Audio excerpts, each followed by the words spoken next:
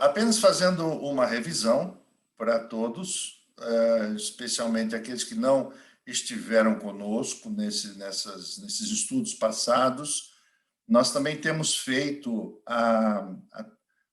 nós estamos a pegar os slides, a tomar os slides, as apresentações, e enviamos para o grupo do WhatsApp. Então, você pode depois, alguns, eu não me lembro, acho que foi a Lilian que pediu, que outras apresentações pudessem também chegar a ela. Eu vou atualizar, vou colocar todas as apresentações no grupo, então, se você não teve acesso, fique tranquilo que você vai receber. Hoje, nós colocamos duas prendas virtuais, não é? Não é bombom virtual. Bombom virtual é só quando você recebe um prêmio. Então, você vai receber o bombom virtual da Sonho de Valsa brasileiro, não é? Só que é virtual. Então, não é esse o caso. Nós colocamos aqui as prendas de 2 livrinhos. Quer dizer, na verdade, são 2 livros, e um deles, que é o Cristo dos Pactos. Esse é um livro que eu ainda li em um dos cursos que eu fiz. Então, vale a pena você, se você gosta de ler e tem mais condição, se aprofunde lá no Cristo dos Pactos. Você vai compreender um pouco melhor o que nós vamos falar hoje, certo? Embora que hoje nós só vamos dar um básico, mas vale a pena se estudar, ler esse material que eu mandei hoje para vocês no grupo. E outro é um livro menor, um livro um pouco menor, que foi escrito lá pelos idos de 1937, sobre o Pacto da Graça. Então, como nós vamos estudar hoje sobre o pacto, ou os pactos, vamos começar a ver sobre o Pacto das Obras, então vale a pena ler um pouco sobre estes pactos. Bom, acho que já falei, já dei algumas colocações. Nós vamos fazer assim, nós geralmente temos a exposição, que deve durar, eu espero, uns 40 minutos. Depois, então, temos aí dúvidas, perguntas, então não tem problema, você pode ficar muito à vontade. E se você tiver alguma dúvida que pode passar, então não tem problema, levanta a sua mãozinha. Aqui nós temos uma mãozinha, não é isso? Aqui no Zoom temos uma mãozinha, você pode levantar a sua mãozinha, tá bom? Então, vamos lá. Quarta-feira passada, nós estávamos a falar sobre a doutrina da providência. Nós vimos que Deus, ele, na sua soberania, ele criou todas as coisas e depois, então, exerceu e exerce a sua providência. Quer dizer, Deus não é aquele ser que criou e, como se fosse um relojoeiro, deu corda no relógio, né, como nós dizemos, e deixou o relógio trabalhar, não é? E abandonou. Não, Deus, ele é aquele que providenciou e providencia todas as coisas para a manutenção da sua criação.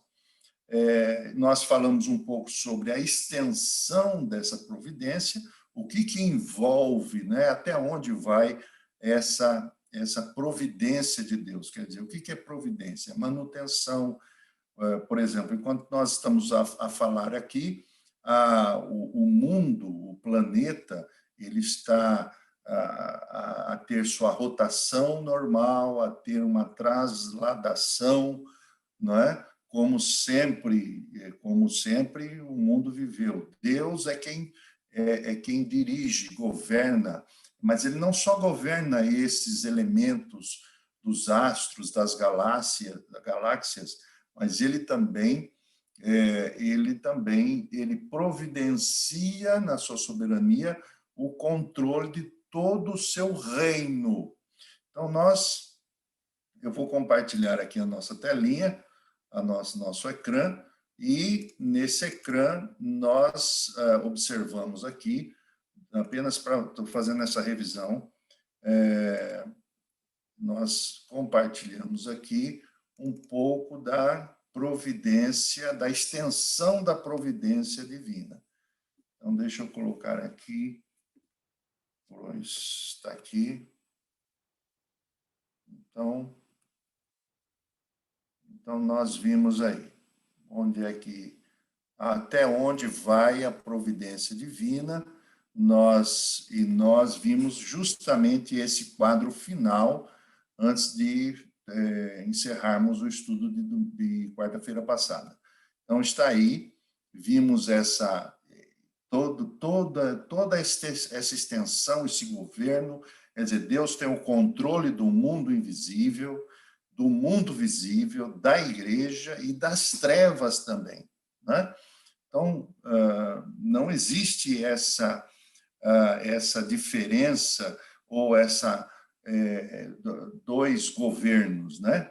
Não existem dois governos, como muitos dizem por aí, né? O governo de Deus e o governo de Satanás. Não, Satanás ele está submetido ao governo de Deus, né? E ele tem um limite de ação, porque Deus aqui coordena, controla todas essas coisas. Então, esse desenho, né, esse gráfico aí, nos dá uma certa noção, é claro que muito limitada, de toda a extensão da providência de Deus. Tá bem? E agora estamos na pergunta 12. A pergunta 12 é justamente falando sobre providência também. Note aí que ato especial da providência ou de providência exerceu Deus para com o homem no estado em que ele foi criado. Então, agora nós vamos verter ou colocar a nossa atenção na maneira como Deus criou o ser humano, não é? Como Deus criou o ser humano. A pergunta é, como é que ele promoveu essa providência? O Johnny tem uma pergunta, levantou a mãozinha. Pastor, desculpa a interrupção. Ok. O senhor me lembra o que significa a letra R? R é reino. Ok, obrigado. Reino. Ok. O reino, o governo de Deus, é o reino de Deus, né? É a providência do Senhor sobre todo este reino aí. O reino invisível, visível, o reino que é o governo visível de Deus, que é a igreja, e até mesmo o R4, que é o governo de Deus sobre o reino das trevas. Então, que ato, então, Deus exerceu como um ato de providência para o homem que foi criado naquele estado? Como é que foi esse estado e como é que Deus promoveu isso com o ser humano? Nós já falamos sobre criação há algum tempo atrás, eu acho que há uns 15 dias estávamos a falar sobre criação. Então, nós vamos ler alguns textos bíblicos, tá bem? Esses textos bíblicos estão aí à frente, que é Gênesis 2. Nós vamos voltar. Frequentemente, nós voltamos ao Gênesis. O Gênesis, para nós, é a base de muitas respostas que nós não temos, às vezes, e o Gênesis nos ajuda. Então, nós vamos ler Gênesis 2, 16... Gênesis 2, 16 e 17, e vamos fazer uma relação com o texto de Paulo aos Romanos, capítulo 5, versículo 12 a 14. Então, vamos pensar aí como é que Deus exerceu a sua providência para com o ser humano, o homem e a mulher, no estado em que eles foram criados. O capítulo 2, versículo 16, 17 diz assim: ordenou o Senhor Deus. Sim, você que já está com a sua Bíblia, aproveite. Se você não tem, geralmente você pode usar as Bíblias do telemóvel, né? Tem vários que eu também tenho, todo mundo tem uma Bíblia no telemóvel. Então, o que nos diz aí o 16, 17 de Gênesis 2? Diz assim: ordenou o Senhor ao homem, dizendo: de toda a árvore do jardim comerás livremente, mas da árvore do conhecimento do bem e do mal, dela não comerás, porque no dia em que dela comeres, certamente morrerás. Então, este foi uma ordem dada de Deus para com o homem. Agora, nós vamos relacionar esse texto com Romanos 5. Então, você vai ao Novo Testamento, no capítulo 5, versículo 12, e nós lemos lá o que está registrado. Veja o que acontece. O apóstolo Paulo explica muito bem aqui o que foi que aconteceu depois desse mandado de Deus, né? Não comam o fruto, ou não se apropriem da árvore do conhecimento do bem e do mal, porque no dia em que comeres o fruto desta árvore, certamente vocês vão morrer. No capítulo 5, versículo 12, você achou aí? Diz assim: pelo que, como por um homem entrou o pecado no mundo, então nós sabemos que Adão desobedeceu. Então, aqui diz: como por um homem entrou o pecado no mundo, e pelo pecado veio a morte, entrou a morte, assim também a morte passou a todos os homens, por isso todos pecaram. Versículo 13. Porque até a lei estava o pecado no mundo, mas o pecado não é imputado não havendo lei. No entanto, a morte reinou desde Adão até Moisés, até sobre aqueles que não pecaram à semelhança da transgressão de Adão, o qual é a figura daquele que havia de vir. Vamos nos deter mais no versículo 12. Por quê? O que nós percebemos aqui é que Adão, ele foi não só o pai natural de toda a sua descendência, de toda a geração ordinária, mas nós vamos usar uma palavra importante aqui. Não esqueça dessa palavra. Ele é o representante. Ele é o representante. A palavra é representante. Ele, Adão, representa-nos diante de Deus, certo? Ele é o representante de toda a humanidade, ok? Agora, vamos pegar mais um texto, vamos relacionar mais ainda. Capítulo 10 de Romanos, ainda em Romanos, capítulo 10, versículo de número 5. Veja só, o que nos diz aí o capítulo 10, versículo 5. O que nos diz aí? Eu vou pedir no versículo 5 que o irmão Edmundo possa fazer essa leitura. Faz a leitura para nós, irmão. 10, 5. 10, 5. Isso. Ora, Moisés escreveu que o homem que pratica a justiça decorrente da lei viverá por ela. Olha, então, veja que coisa interessante. Nós temos uma determinação de Deus, mas nessa determinação nós chamamos de pacto.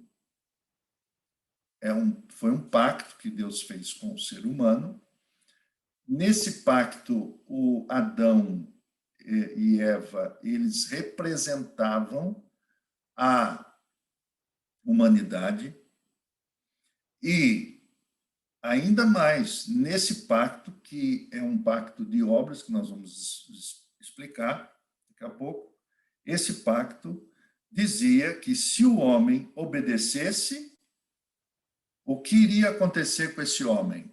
Lembra que a gente fez a perguntinha lá atrás, quarta-feira passada, o que ocorreria se Adão fosse fiel e obediente?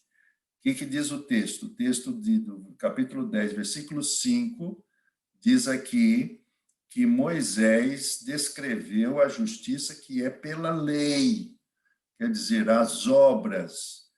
O homem que fizer estas coisas viverá por elas.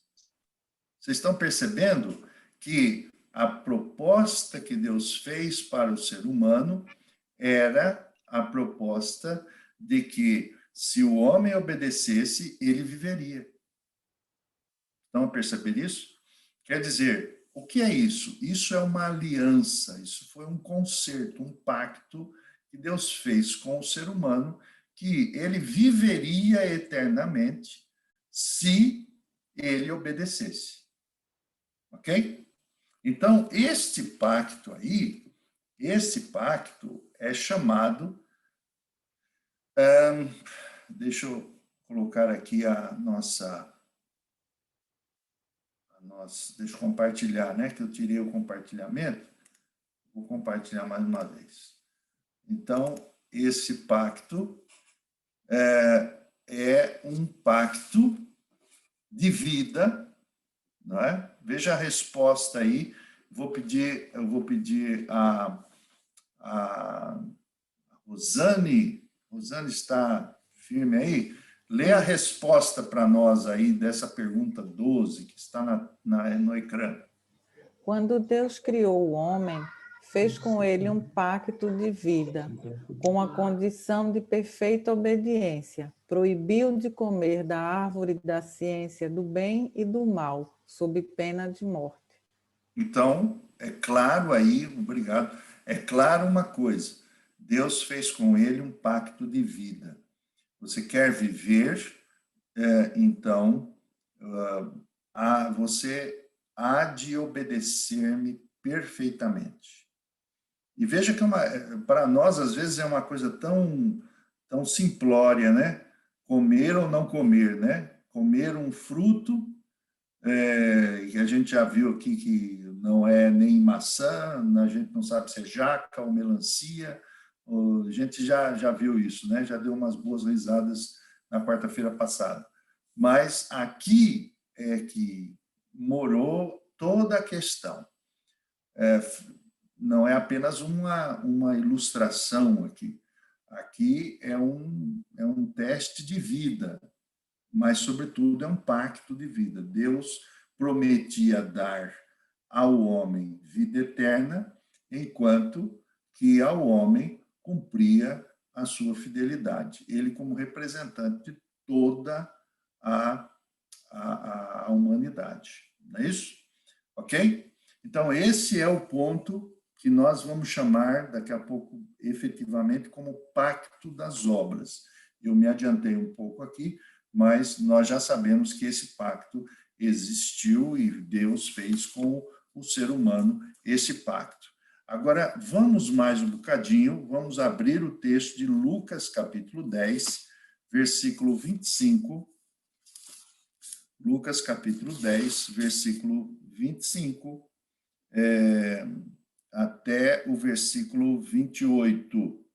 Veja só que esse episódio que Jesus passa aqui com um mestre da lei, com um doutor da lei, é justamente a base de toda a nosso trabalho aqui, nosso estudo aqui, né? Veja só como foi que Jesus depois contou a parábola do bom samaritano, né? Mas veja só qual é a pergunta que o doutor da lei, o mestre da lei, fez para Jesus. Eu vou pedir a Sânia.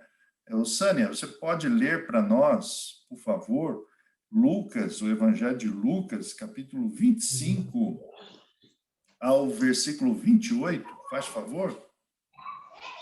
E eis que um certo homem, intérprete da lei, se levantou com o intuito de pôr Jesus à prova e disse-lhe: Mestre, que farei para herdar a vida eterna? Então Jesus lhe perguntou: Que está escrito na lei? Como interpretas? A isto ele respondeu: Amarás o Senhor teu Deus de todo o teu coração, de toda a tua alma, de todas as tuas forças e de todo o teu entendimento. Amarás o teu próximo como a ti mesmo. Então, Jesus lhe disse: Respondestes corretamente, faze isto e viverás. Opa, olha aí.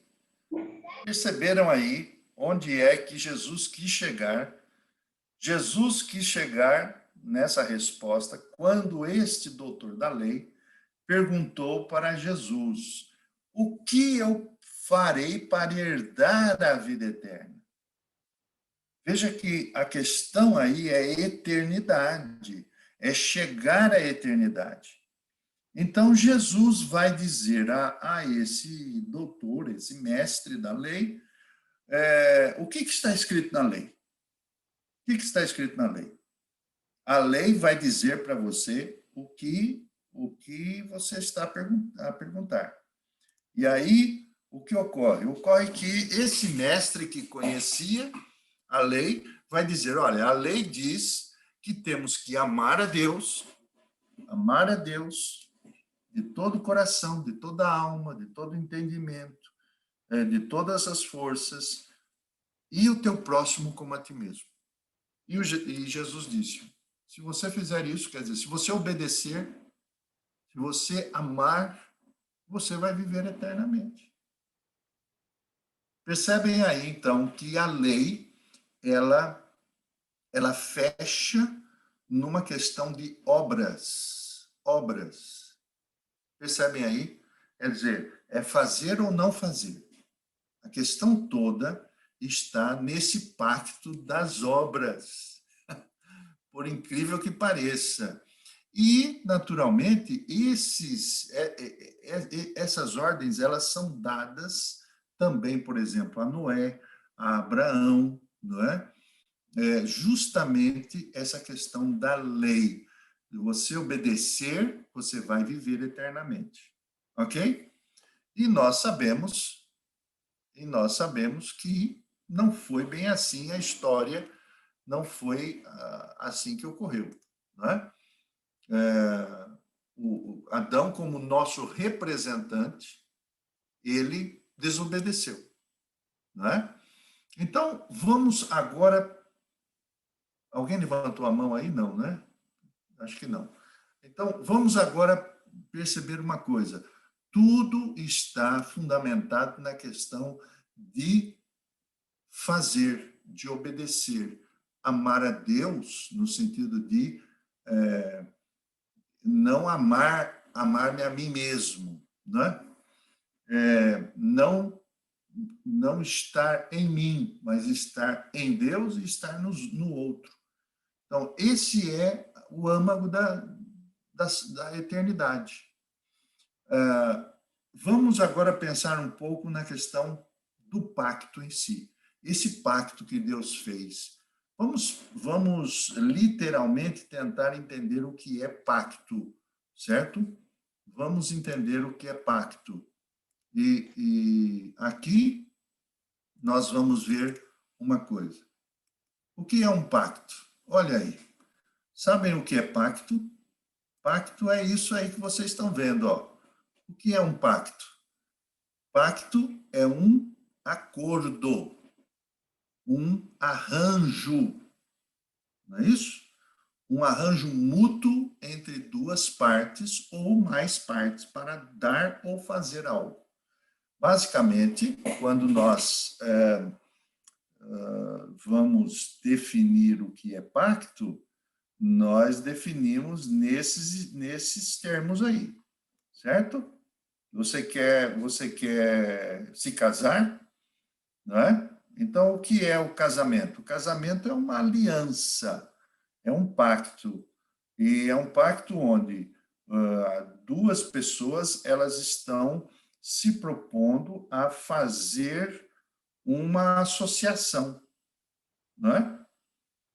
A questão do casamento humano é assim também, não deixa de ser uma aliança. E como também existem outras alianças, outros pactos existem pactos de negócios, existem pactos do mercado, alianças de governo com governo, não é? Reinos com reinos. Então, mas basicamente Deus começa a sua relação com o homem, veja só, isso é importante, porque a Bíblia ela vai se delinear historicamente sobre a questão de pactos. Deus fazendo pactos com os homens. Deus fez um pacto, por exemplo, com Adão, que é esse que nós vamos ver, mas fez pactos, por exemplo, com Noé. Vocês se lembram qual foi o pacto que Deus fez com Noé, por exemplo? Quem pode levantar a mãozinha e falar? Se lembram do pacto? Qual é o pacto que Deus fez com Noé? Posso falar? Sim, fale. O arco-íris. Sim, Que e o fala arco-íris, sim. que não dessa forma não faria novamente, não faria mais ou menos novamente essa destruição dos homens, né? A perda. Justamente. Que nós chamamos de pacto da preservação, certo? Quer dizer, Deus fez um pacto com Noé para preservar a humanidade, e justamente foi isso que a Lilian disse. Ora, mas existem outros pactos que Deus fez com o ser humano. E não só fez com o ser humano, mas também fez com o seu próprio filho. O Filho Jesus Cristo fez um pacto, Deus, o Pai, fez um pacto com o Filho Jesus Cristo na eternidade. Né? Então, mas nós vamos chegar lá daqui a pouco. Então, pacto é um acordo, percebem aí? E então, qual é o pacto que Deus fez com o homem?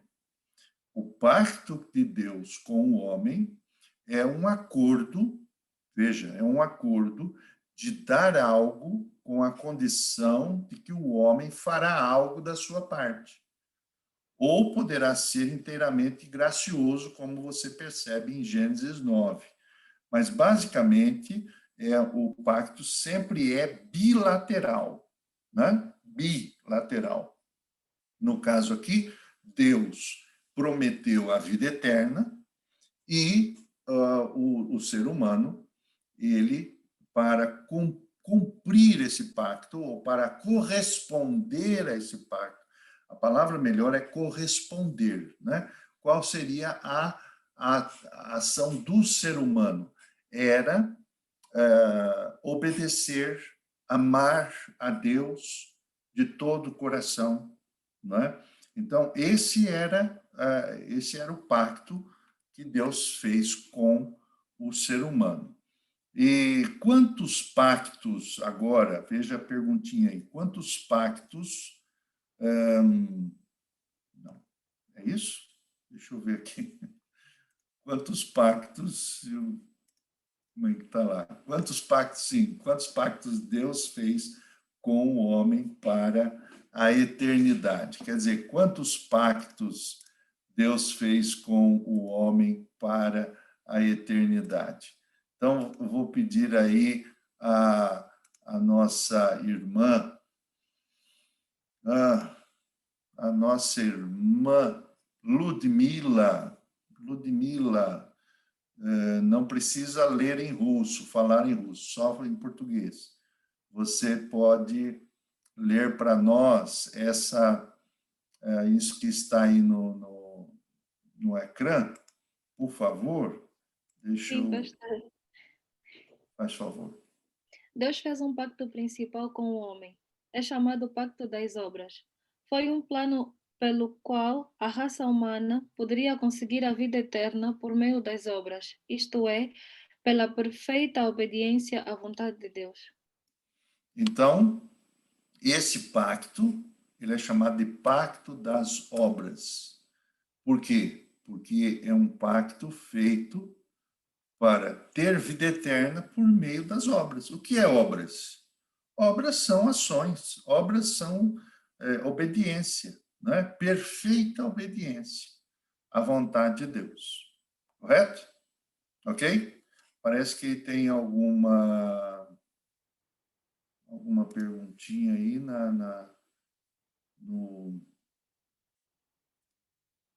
Não, acho que não, né? Eu estou aqui preocupado com a mãozinha de vocês. Mas acho que... Qualquer coisa eu aviso, pastor, se tiver uma mãozinha. Olha só, graças a Deus que Deus colocou essa mulher na minha vida, não é? Então, vamos lá. Então, nós temos uma outra perguntinha, e nessa perguntinha nós fazemos essa pergunta. Quem eram as partes no Pacto das Obras, né? Coisa que nós já sabemos. Quais eram essas partes? Essas partes eram Deus, que estabeleceu o pacto, e Adão, o cabeça e representante de toda a raça humana. Lembra da palavra representante de toda a raça humana. A promessa era a vida eterna e a penalidade, morte temporal, espiritual e eterna. Então, nós estamos falando aí dessa morte no sentido temporal, espiritual e eterna. Aprendemos que a morte eterna veio pela quebra do pacto das obras, pelo primeiro Adão. Agora colocamos aí mais uma designação aí, o primeiro Adão. Existe um primeiro Adão e existe um segundo Adão, e nós vamos ver daqui a pouco, e que a vida eterna vem somente pelo cumprimento do mesmo pacto pelo segundo Adão. Nós vamos ler Romanos 5,19. Adão foi o nosso representante no pacto das obras, e o 5,19 vai nos dizer que Jesus Cristo é o nosso representante no pacto da graça. Olha, vamos perceber algo importante aqui. Toda a nossa existência, toda a vida, toda a relação com Deus, ele se dá através de um pacto somente. O pacto é o pacto das obras. E ele propôs isso a mim e a você também. Ele propôs à humanidade toda através de Adão. Que nós devemos amar a Deus. Se nós amarmos a Deus, se nós obedecermos a Deus, nós teremos vida eterna. Certo? Ok? Todos confirmam isso? Agora notem Romanos 5,19. Vamos a Romanos. Romanos situa-se na Bíblia depois do livro de Salmos. Depois de Atos. Opa, muito bem. Romanos 11:19. Veja a declaração aqui que está. Eu vou pedir a Ludmila que faça essa leitura Pastor, também para nós. É Romanos 5:19. Ah, ok. 5:19. 5:19 ou 11:19? 5. É 5, eu falei 11, né? Perdão, a idade já está batendo. 5:19. Romanos 5:19. Porque como pela desobediência de um só homem muitos se tornaram pecadores, assim também, por meio da obediência de um só, muitos se tornarão justos. Muito bem. Então, a pergunta aí que nós estamos a fazer é, olha, a pergunta não, a afirmação básica é, Deus fez pacto com Adão, diz para Adão e a sua descendência amar a Deus, e Adão tomou a decisão de amar a quem? Ele desobedeceu, ele amou ao homem. Pois, o homem disse a Deus não. O homem disse, eu não quero amar a você. E por isso mesmo sofreu as consequências. Quer dizer, veja só, Deus não condenou o homem. No primeiro momento, o homem se condenou. O homem se condenou. Nós estamos vendo o aspecto humano aí, certo? O aspecto da nossa parte, tá bom? Depois nós vamos pensar mais para frente sobre o aspecto da parte da soberania de Deus. Nós já falamos alguma coisa sobre isso quando falamos sobre os decretos. Mas, evidentemente, o ser humano desobedeceu. Ora, e aí, então, toda a sua descendência se tornou desobediente. Você pode dizer assim, eu amo a Deus. Ou as pessoas falam muito, né? Por aí, eu amo a Deus, eu quero Deus, eu quero me dedicar a Deus. Você só pode, eu já estou adiantando alguma coisa aí, você só pode amar a Deus porque, não baseado no primeiro Adão, mas baseado naquele que amou a Deus e foi o nosso representante. Quem é esse? É esse que está aqui dito no versículo 19. Porque, como pela desobediência de um só homem, o Adão, muitos foram feitos pecadores, assim pela obediência de um, quem é esse um? Muitos serão feitos justos. Significa então dizer que o pacto das obras ainda está valendo hoje. Veja, o pacto das obras não deixou de existir. Sabe por quê?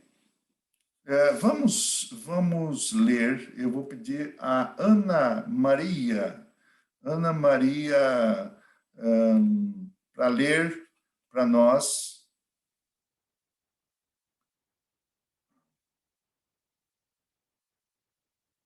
Passou. Faltou aí, deu um branco. Mas a gente vai chegar lá. O que mesmo nós estávamos a falar? Estávamos a falar sobre da- Jesus. E que o Desculpa, pacto Rosana. que o pacto ainda permanece. Sim, olha, obrigado. É porque eu sou o mais velho de vocês, então a idade já pesa, né? Bom, vamos abrir a Bíblia em 2 aos Coríntios, capítulo 5, versículo 10. Vamos lá. Quem ajuda, vou pedir aí a Ana Maria para ler 2ª carta de Paulo aos Coríntios, capítulo 5, versículo 10. Por favor, faz favor.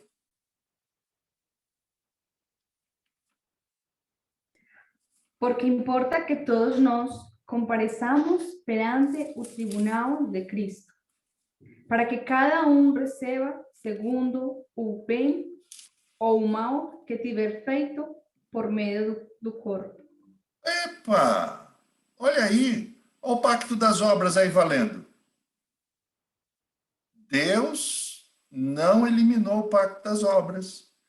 Deus está esperando o dia quando todos, está escrito aqui, todos hão de comparecer perante o tribunal de Cristo, para que cada um receba o que tiver feito.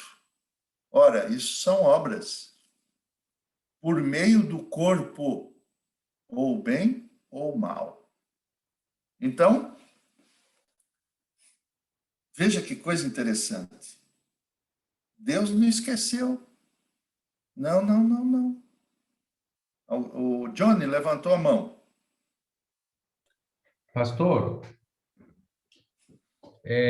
não é a idade, pastor, que o Senhor tem tudo isso na mente. O Senhor lança os versículos que o Senhor lembra na hora, e olha, isso são coisas que, pelo amor Eu de também Deus. acho a mesma coisa. Ele sabe tudo na mente. É impressionante. Eu estava comentando aqui. Mas não é, não. São 30 anos, mas é a graça do Senhor. Bom, É a pastor, graça do é uma Senhor. graça que a gente não tem, tá, pastor? Além da idade, então, a graça também conta. Mas fale, pergunte, fale. Isso, pastor. Ah, certo. Bom, então, veja lá, 2 Coríntios nos diz, e outros versículos também nos falam justamente sobre essa questão das obras. Quer dizer, nós seremos julgados pelas obras, por aquilo que nós fizemos e por aquilo que nós não fizemos. Mas, no fundo, parece-nos que todos nós estamos muito bem juntos, estamos no mesmo barco, não é? Então, abra o seu texto em Romanos 3:23. E é fácil aí o Luiz, não sei se a Lilian está com a Bíblia aí perto, se a Lilian pode ler. Romanos 3:23. Então, vamos ouvir a leitura de Romanos 3:23, né? Isso. Carta de Paulo aos Romanos, depois de Atos, antes de 1 Coríntios. É porque aqui está mais lento. Não é problema. Nós somos assim, todos iguais. E pior que a gente conhece esse versículo, mas quando pede, a gente automaticamente, agora que lê, vê. Então, Porque todos pecaram e destituídos estão da glória de Deus. muito bem. Então, quem é que ama Deus?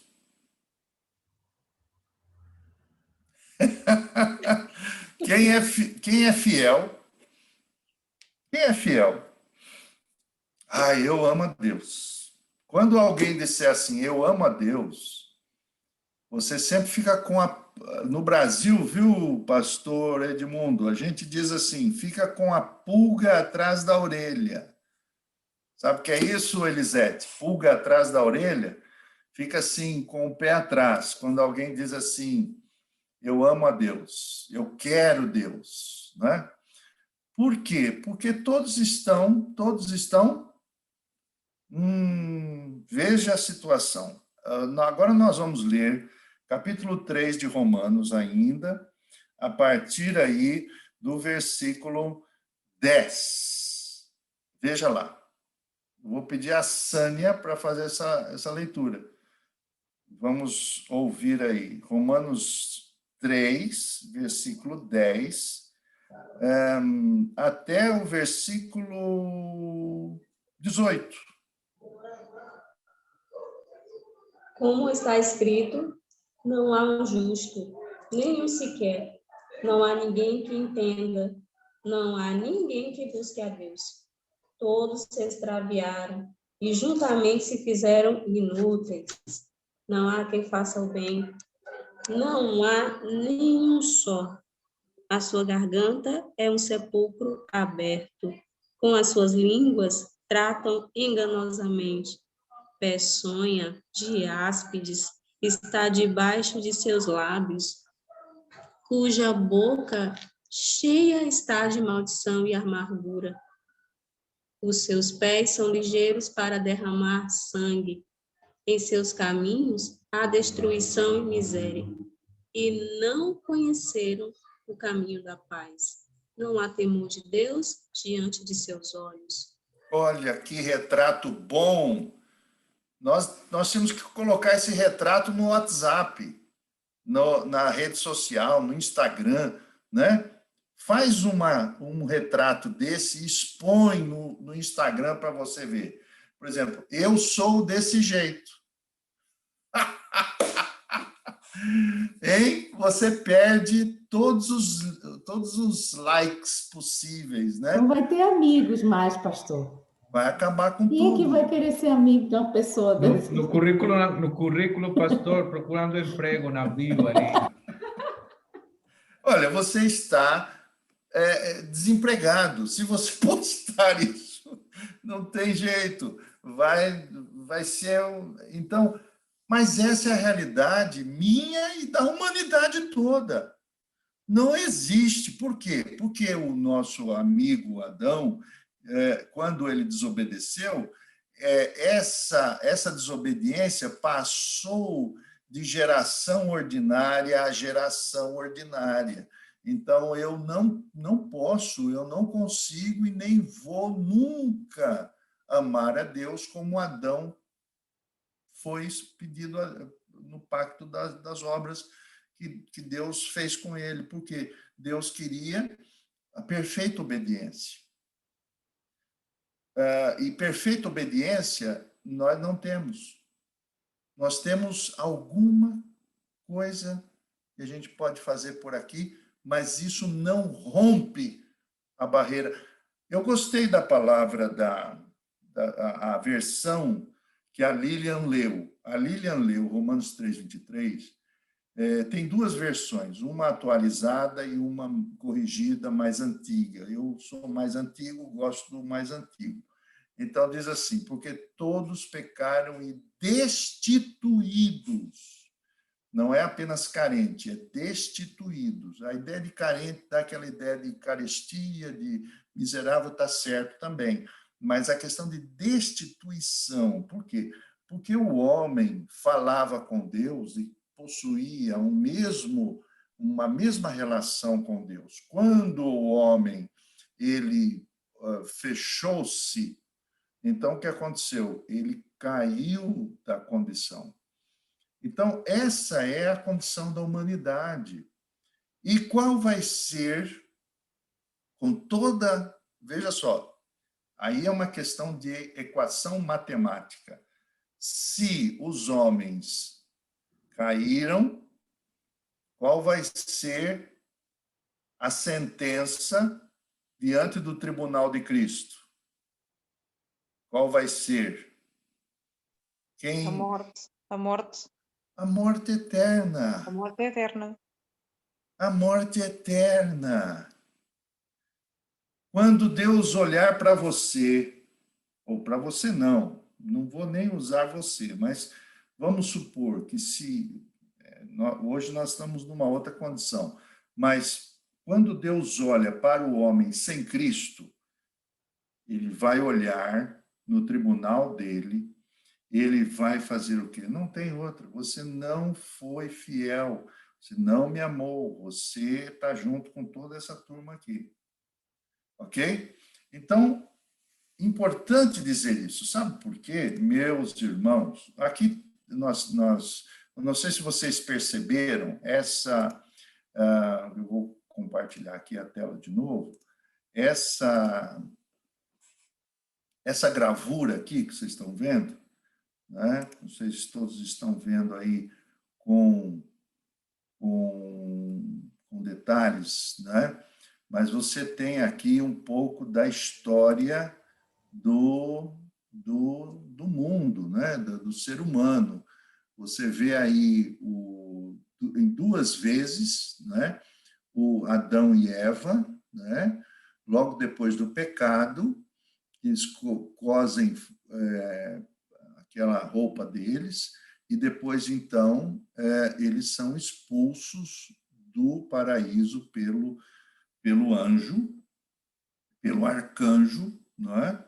E tudo indica que esse é o arcanjo Miguel, porque ele tem, aí é retratado com uma espada na mão, não é isso? Então, essa é a condição do pacto das obras. E então, nós temos algumas questões práticas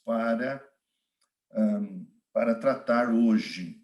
Primeiramente, do ponto de vista da condição, da nossa condição racional, do nosso entendimento e da nossa aceitação com respeito a essa realidade, né? É dizer, quando você pensa que ama a Deus, qual é a sua real condição? Eu não amo a Deus.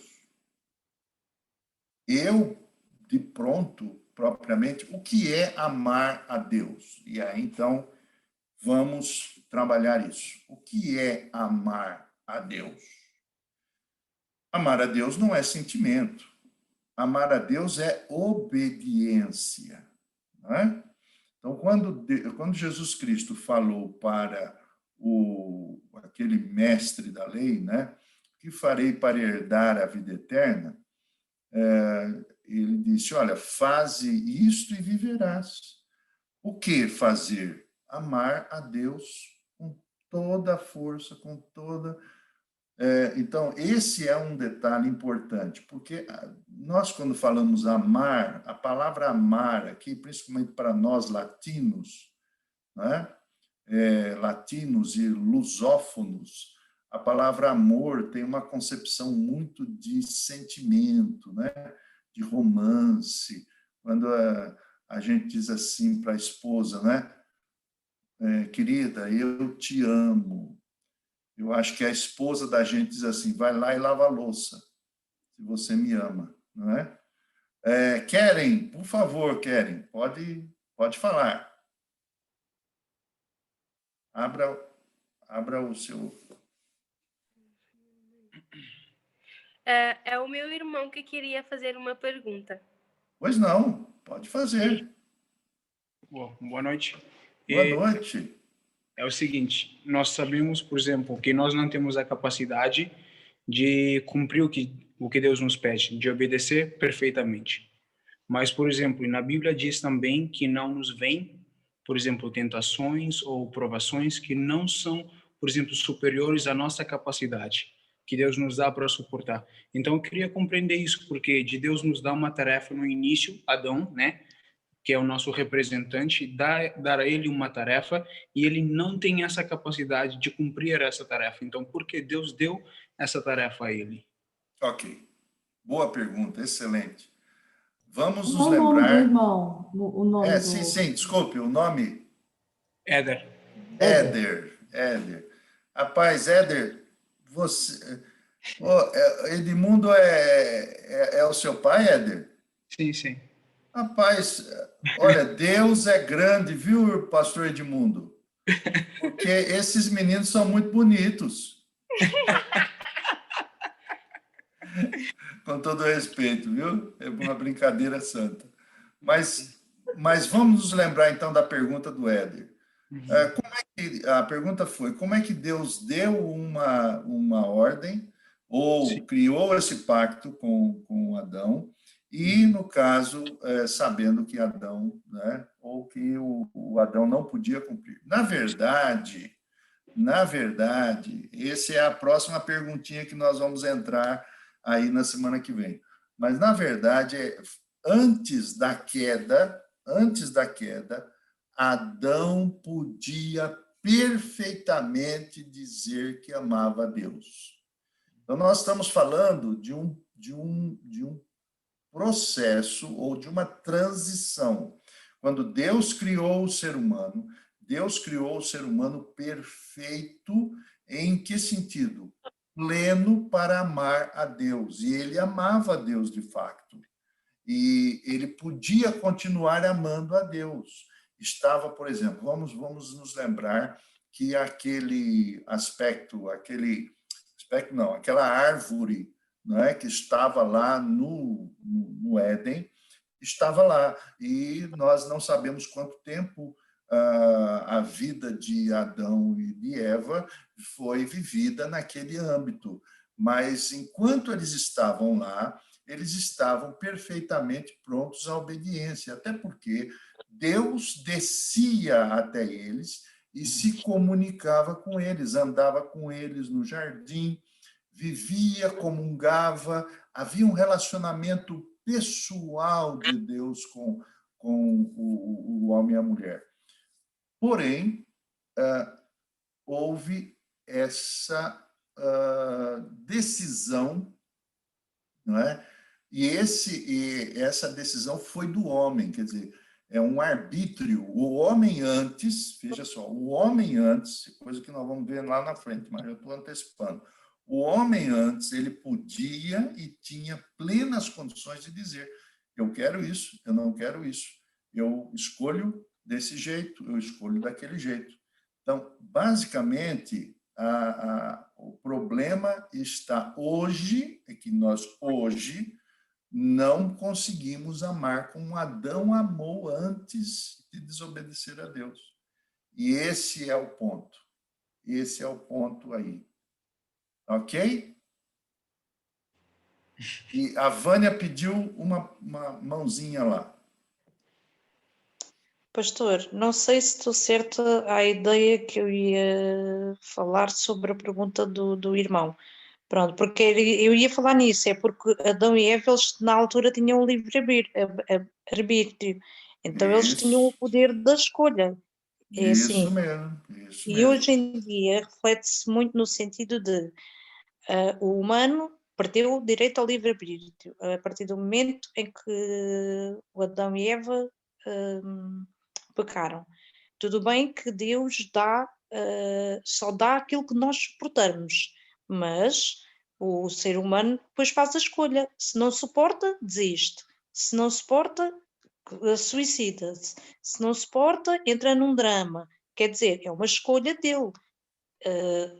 Porquê? Porque há pessoas que não leem a Bíblia, que até nós que lemos e que somos cristãos, às vezes não é fácil, mas nos lembramos que quem luta por nós e quem está à nossa frente é Deus.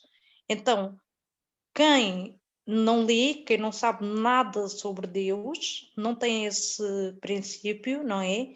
Então acha que até não pode, que não suporta mais aquilo. Então escolhe o caminho mais fácil. Ou se põe nas drogas, ou o suicídio. Então, mas aí que está. Deixa eu fazer uma colocação aí, a sua afirmação, Vânia. Eu acho que realmente é isso mesmo. Eu acho não, é isso mesmo que você acabou de dizer. Contudo, até mesmo aqueles que leem a Bíblia, ou aqueles que têm uma religiosidade, ou até mesmo a questão básica aí não é, por exemplo, que você possui condições ou elementos religiosos para buscar a Deus, ou para... A questão fundamental aí, ela está além disso, porque existem religiosos, pessoas que leem a Bíblia, e pessoas que sabem a Bíblia, doutores da Bíblia, que serão condenados. Sim, o pastor até já tinha falado sobre isso, é verdade. Sim, por quê? Porque a questão aí não é, por exemplo, as pessoas, elas perderam a possibilidade de se dedicarem a Deus. Por exemplo, nós estamos definindo o que é amar a Deus. Amar a Deus é respirar Deus segundo após segundo. Amar a Deus é viver pensando em Deus. Veja que coisa interessante. Quando a gente se apaixona, né, nós temos vários jovens aí, alguns já mais amadurecidos, como o nosso irmão Luiz Fernando, né? Mas quando o irmão Edmundo, quando a gente se apaixona, né, a gente fica 24 horas pensando na nossa paixão, não é? Porque isso não acontece quando a gente diz que é cristão. Porque se nós dizemos que nós amamos a Deus, por que nós não respiramos?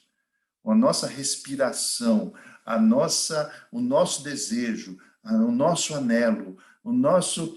Tudo é Deus, quer dizer, o prazer. Ora, lembram-se da primeira pergunta? Agora, primeira pergunta do catecismo, aquela lá no início que nós fizemos. O nosso irmão Luiz Fernando até vai responder.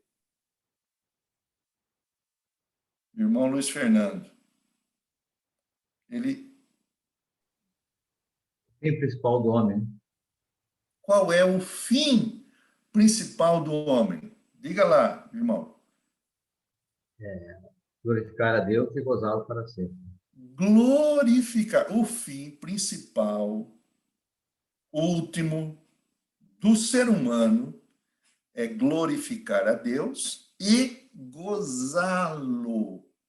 O que é gozá-lo? Quer dizer, ter prazer em Deus. Eu não tenho tanto prazer em Deus, ou melhor, eu não tenho tanto prazer no meu trabalho como tenho prazer em Deus. Quer dizer, eu não tenho... o que o homem fez depois que caiu? Ele desviou o seu amor para determinadas ações, pessoas, coisas, não é?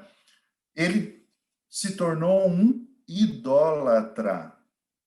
O que é uma pessoa idólatra? A pessoa idólatra não é só aquela pessoa que diz assim, fulano está venerando, adorando a imagem católica, ou tem lá um deus pagão, ele é idólatra.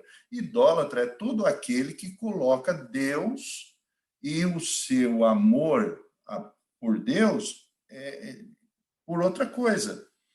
Então, basicamente, o que é o ídolo?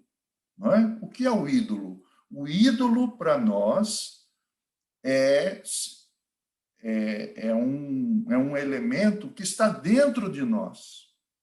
O ídolo não está fora de nós. O ídolo está dentro de nós. Por quê?